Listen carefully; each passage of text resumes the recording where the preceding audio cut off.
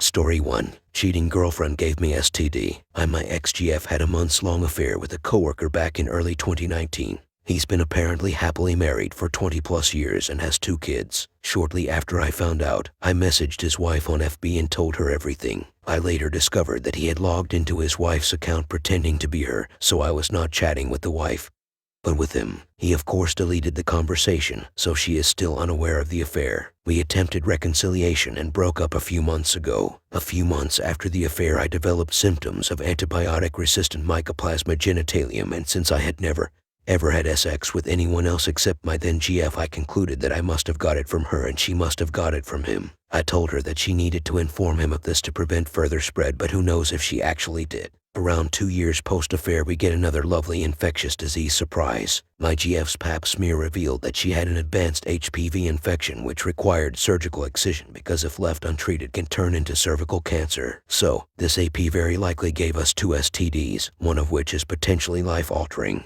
Because I'm the world's biggest doormat, we chug along for a few more months before eventually breaking up. Towards the end of the relationship, my ex-GF was getting super sketchy with her phone, quickly swiping out of SC when I'd walk by. I caught a glimpse of it and saw that she was chatting with the AP from before. I didn't bother with trying to investigate further. I kinda just mentally checked out of the relationship, stopped having sex with her, and we broke up very shortly after. My question to you is how I should go about informing the AP's wife. Given the health implications, I have a moral imperative: let her know, since I highly doubt that her scumbag husband told her about any of it. Based on her FB profile, they appear to still be together. Since he monitors her FB account, I can't reach her through that. As far as I can tell, she has no other social media. Her early 20s daughter is active on FB and IG. Would it be terrible of me to tell the daughter about her father's affair? I'm out of ideas on how else to expose him. Reader comment: he cheats on his wife and even intercepts her messages, so he hasn't left you many options. You could contact the daughter and just tell her that you have important information for her, but her husband has been intercepting the messages. Tell her there are moral and health issues she needs to know about and leave your phone number so she can contact you directly. No need to get into the nitty-gritty details with the daughter. Original poster: this is the approach I think is best at this point. Give the daughter just enough info so she gets me into contact with her mom.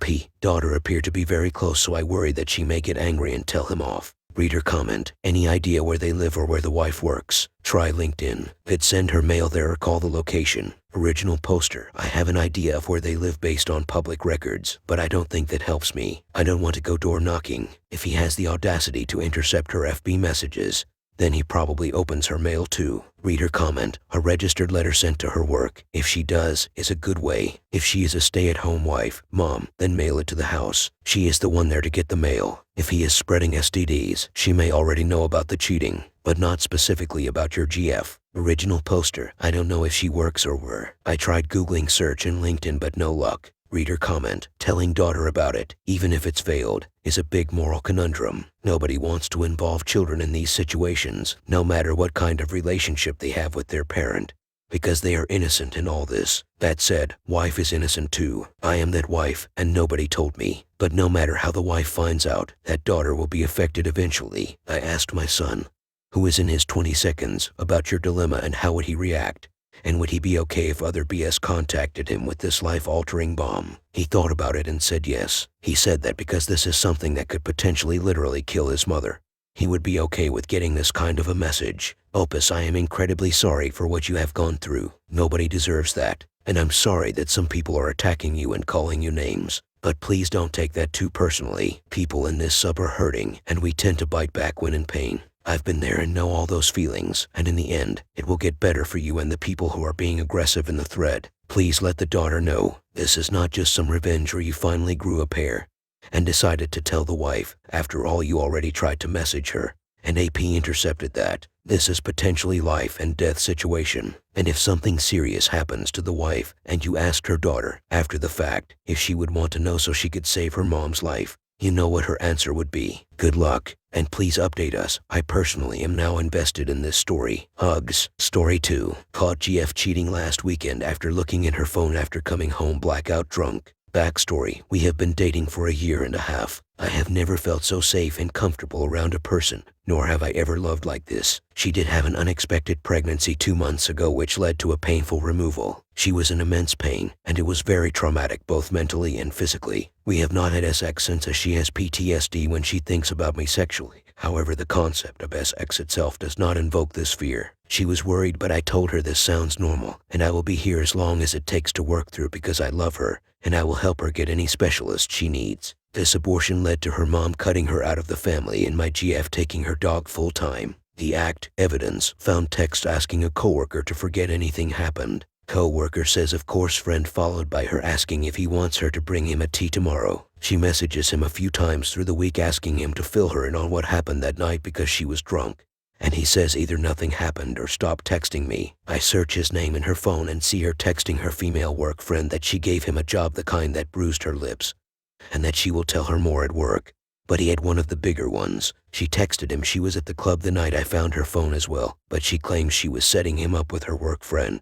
Heartbreaking. This happened the night her best friend came to town. We all talked a bit before I drove them to a pub for girls' night. She texted me saying they met friends and were going to the most frat-adjacent club, and that worried me. Everyone there is creepy. She got home very drunk but assured me she was safe the next day. I also saw her texting her female work friend about my recent anxiety attacks. I had elevated anxiety the week before finding out, as she was acting distant. When I brought it up and asked if she still loved me how she used to, she became upset because she does so much for me, and for me to put my anxieties on her was unfair. It hurt me and I felt bad, but she went to bed. I stayed up cleaning and anxious. The next day I am anxious, and she tells me I need outlets besides her because she cannot help with my anxieties with her current mental health. I agree and we decide to start fresh and feel optimistic. This is the night she went out and I found her phone. The texts were essentially, "He is right beside me being a ball of anxiety. I don't know what he wants me to do. WF, red flags, lol, we're drunk. I wish I was too." And another time, "We had a good night last night but got home and he was just all anxiety, so I just went to bed. WF, I know you love him but damn." When describing her cheating, her WF said, "Now you can do that thing you told me about."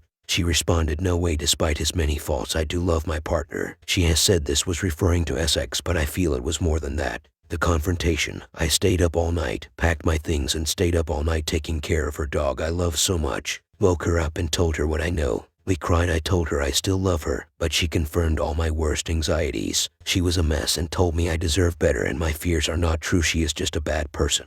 I told her she is a good person who was acting on trauma and lack of healthy coping mechanisms. I left but returned an hour later due to bad living situation at home. I comforted her the next 2 days and told her I love her, and there is a path to forgiveness and trust potentially. We sleep apart and she had only eaten 1 bowl of cereal in 3 days. She is trickle-truthing when we talk but claims she does not remember most of it beyond making out in the club and going to his car to give him oral sex. Her explanation: perspective, she knows that the pregnancy removal was not my fault solely but still resents me subconsciously. She has not been able to help me with anxiety, and it causes her frustrations she could not air to me in fear of causing more anxiety. So, she turned to her friend to express herself. She knows it comes off as cruel but swears she only needed an outlet. The act was from not being able to fill her sexual needs and wanting to be crazy and let loose. She does not want it to be an excuse, but she is saying this is what her thought process was. I am aware of her past and trauma and know she is a self-sabotage without proper coping mechanisms and want to help her feel deserving of love despite how she currently feels. Current situation: currently she is able to care for herself but is distant and robotic.